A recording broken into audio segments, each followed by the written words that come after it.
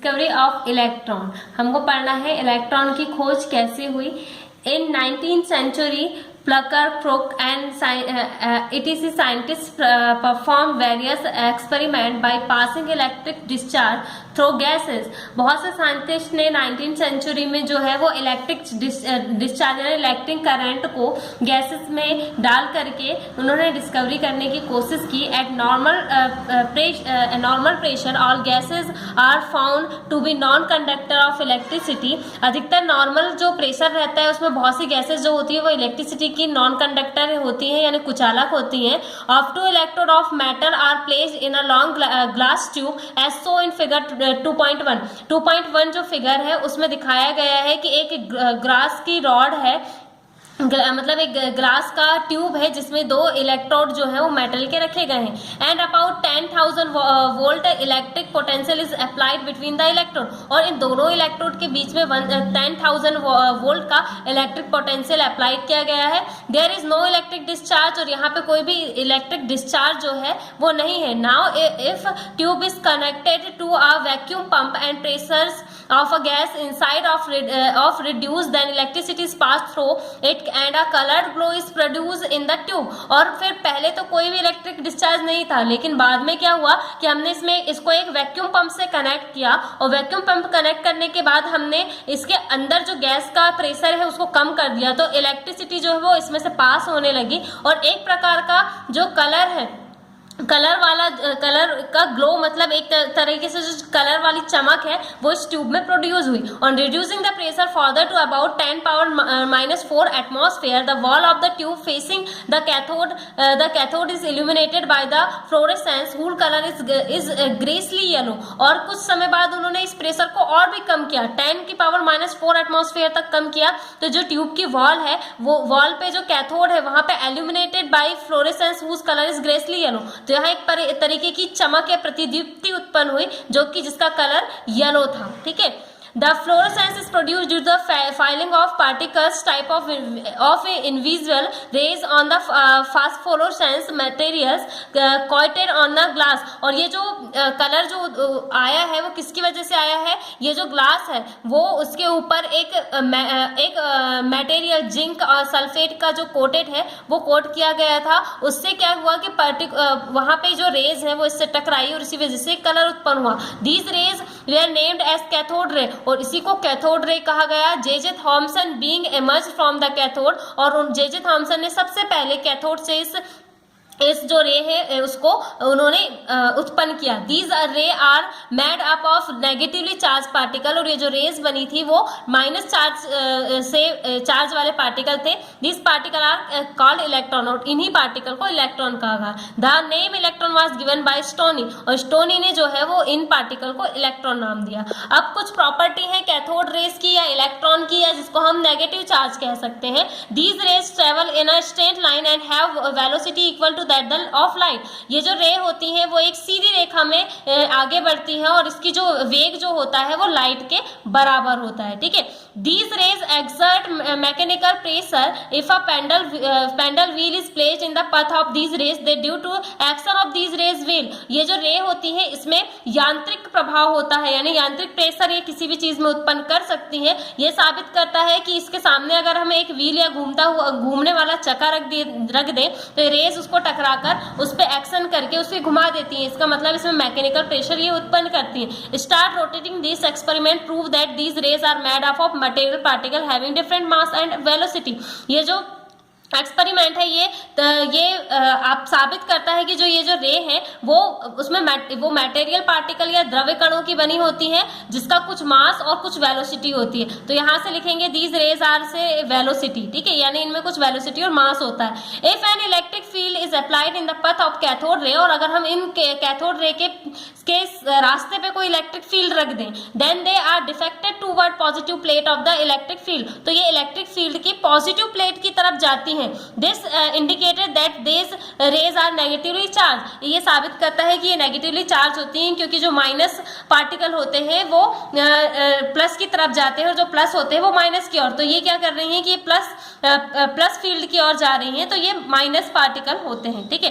फिर Mass of this particle is 1/1837 of mass of hydrogen atom. Hydrogen atom के 1/1837 भाग के मास के बराबर होता है इन पार्टिकल का मास. These rays penetrate through thick sheet of metal और mica and heated it slightly. जब ये रेस को हम किसी भी सीट या मेटल या माइका के ऊपर डालते हैं तो ये उस प्लेट को हल्का गर्म कर देती हैं. When cathode rays fall on glass, zinc sulfide or barium plantanocyanide colored light as emitted from this substance. The color depends upon the nature of the substance. ये तो कैथोड रे है, वो अलग अलग प्रकार के मेटल से टकराने पे अलग अलग कलर को शो करती है. ये डिपेंड करता है कि वो सब्सटेंस कैसा है. This phenomena is called fluorescence. इसी फिनोमिना को हम फ्लोरोसेंस या प्रतिदीप्ति कहते हैं. These rays ionize gases and effect fast photographic plate. ये गैसेज जो है वो किसी दूसरी ये जो रे है वो गैसेस को आयोनाइज कर देती हैं और फोटोग्राफिक प्लेट को पे ये इफेक्ट दिखाती हैं. These rays produce X-ray. ये जो किरणें होती है वो एक्सरे उत्पन्न करती हैं. ठीक है, अब नेक्स्ट देखो charge to mass ratio of electron. Electron में कौन सा चार्ज या किस रेशियो में इसका मास होता है. 1897 J Thomson determine charge to mass ratio of electron. उन्होंने इलेक्ट्रॉन पे आवेश द्रव्यमान का अनुमान बताया है कैथोड रे ट्यूब में. To apply electrical and magnetic field perpendicular to each other and perpendicular to the path of electron. उन्होंने बताया कि इलेक्ट्रिक और मैग्नेटिक फील्ड में जो इलेक्ट्रॉन होते हैं वो इस पथ के परपेंडिकुलर होते हैं. Also he used apparatus as shown in the figure. उन्होंने इस apparatus को शो करके इस इलेक्ट्रॉन के आवेश द्रव्यमान अनुपात को बताया. तो इन्होंने थॉमसन ने इसके अकॉर्डिंग क्या बताया है. पहला है on increasing negative charge on particle interaction with the electric और magnetic field increase resulting and increase in the deflection. उन्होंने बताया कि जैसे जैसे नेगेटिव चार्ज जो है उसको बढ़ाया जाता है पार्टिकल में और जैसे ही इलेक्ट्रिक और मैग्नेटिक फील्ड को इंक्रीज किया जाता है तो ये जो नेगेटिव चार्ज पार्टिकल रहते हैं इनका डिफ्लेक्शन या फिर विचलन होने लगता है. Lighter the particle greater in the deflection. ये जो पार्टिकल होते हैं वो हल्के कण होते हैं. ठीक है, deflection increase on increasing strength of electric and magnetic field. जैसे ही हम लगाया गया इलेक्ट्रिक और मैग्नेटिक फील्ड को बढ़ाते हैं तो ये जो चार्ज पार्टिकल है इनका विचलन या फिर इनका डिफ्लेक्शन भी जो है वो बढ़ जाता है. ठीक है, फिर है चार्ज ऑफ इलेक्ट्रॉन. इलेक्ट्रॉन में कौन सा चार्ज होता है.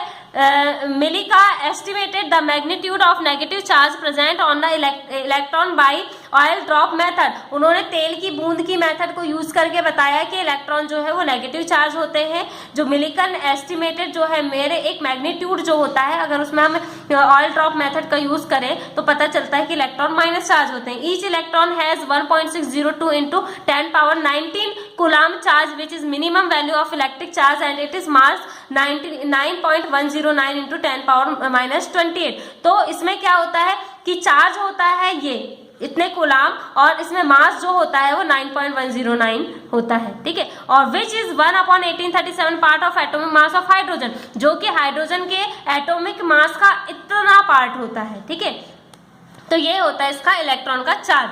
फिर है नेक्स्ट है डिस्कवरी ऑफ प्रोटॉन. प्रोटॉन की खोज किसने की है. तो we have seen that electron is essential constant of an atom and atom is electricity nature. Hence उन्होंने बताया कि इलेक्ट्रॉन जो है वो एक अनिवार्य घटक है और इसके साथ साथ एटम और एटम की जो विद्युत उदासीनता है उसको बनाए रखना भी जरूरी है. It is necessary that if an atom has negatively charge electron.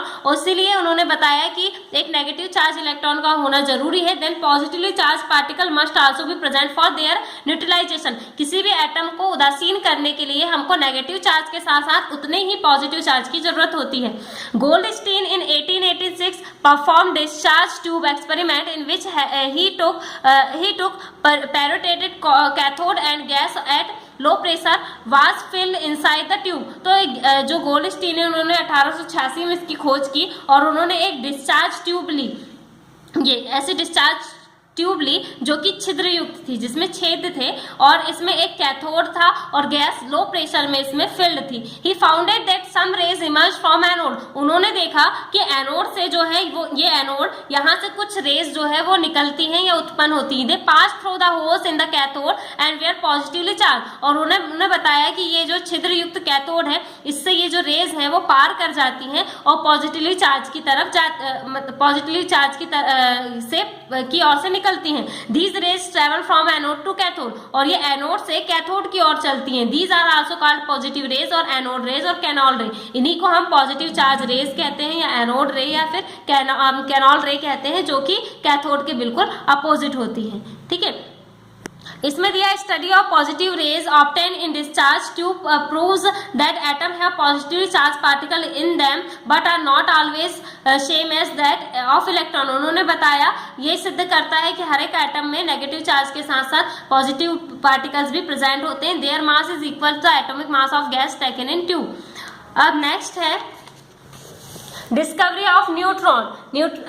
यहाँ एक मिनट, इसमें यहाँ पे ये दिया है कि यहाँ पे एटम ऑफ हाइड्रोजन यहाँ पे दिया गया है कि इसमें कितना मास होता है, तो 1.602 इंटू 10 पावर माइनस 18 को जो कूलम है इसमें चार्ज होता है, और 1.672 इंटू 10 पावर 24 ग्राम जो है इसका मास होता है। Next discovery of neutron next class में पढ़ेंगे।